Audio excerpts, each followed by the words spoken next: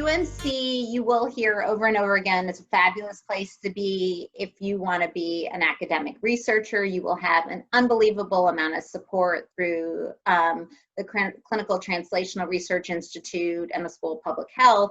But it's also a great place to be if your goal is to be a great clinician. So we have so many opportunities for your clinical education. You'll be well trained at the end of 2 years in general ID, transplant IDs, antimicrobial stewardship, outpatient parenteral therapy, and hospital epidemiology. One thing that I think sets UNC aside is its culture of investing heavily in its trainees. And this starts at the very beginning. When I applied for ID fellowship, I assumed that evaluations of fellow applicants were centered around how many publications people had, where they had trained, what their board scores were. But now that I'm on the other side, I realize that while those things are important, the main focus of our conversations as faculty are actually centered around whether UNC is the right place to help someone achieve their career goals. I had come to fellowship having done a lot of global health clinical work and program work in Malawi, Rwanda, and other places abroad, but I was really interested in trying to answer some important public health and research questions related to global health. So the UNC ID Fellowship really gave me that skill set to be able to do that in a thoughtful way and sort of combine my love for patient care with questions that I thought would have impact for improving health equity of populations affected by HIV and other infectious diseases in Malawi and Zambia, where I continue to work to this day. You know, the volume is high at UNC, just as it is everywhere, and the number of incoming infectious disease fellows has been pretty stable. So there's more work to go around. I feel like we are well supported as fellows. The faculty are always looking for ways to sort of make sure that we're not sacrificing learning opportunities, but also, you know, sort of helping to offload excess burden. And so, you know, we have a faculty-only service that certainly helps to offload some of our general ID. Our immunocompromised host, which is a really busy, but not just in numbers wise, just a really complicated service. We always have 2 fellows staffing that, and having had it now with an immunocompromised fellow, so a dedicated fellow to that service, it's been much more, you know, I think there's much more opportunity and time to learn and to read and to sort of, you know, think through patients and not just writing notes and getting in recommendations and sort of trying to keep your head above water. There's certainly some of that, but I will say, you know, just today, my husband's an emergency medicine doctor, and he sent me a text for a quick curbside for a patient who was coming into his emergency department.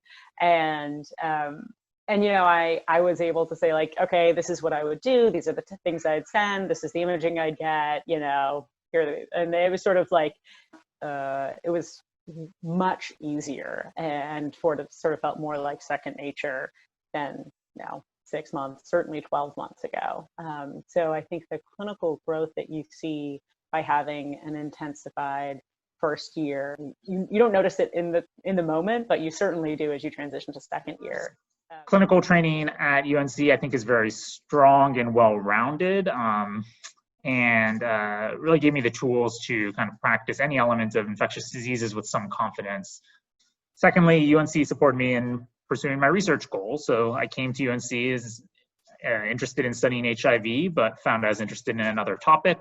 And that was a topic that really none of our faculty focused on here. But nonetheless, I got very strong support from our division leadership at every level in following that line of work and building it out.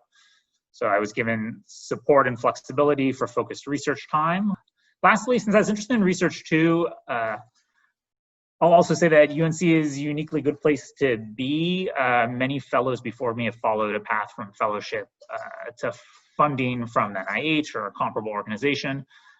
For kind of mentored career development awards. So it's kind of the appropriate next step of developing a research career, and then proceeding to faculty jobs, either here or elsewhere. So the primary reason that I came to UNC as a fellow was for the research training here. Over the span of many years, the requirements for ACGME training and the clinical requirements for how to learn to be an infectious disease doctor have changed over time. But in the end, that part of the training is relatively constant and not too dissimilar between programs. You're going to see a lot of folks who are sick with various infections. You're going to learn how to diagnose them and treat them. And the relative proportions and the types of patients that you see may be different from program to program. But in the end, you're learning the same material.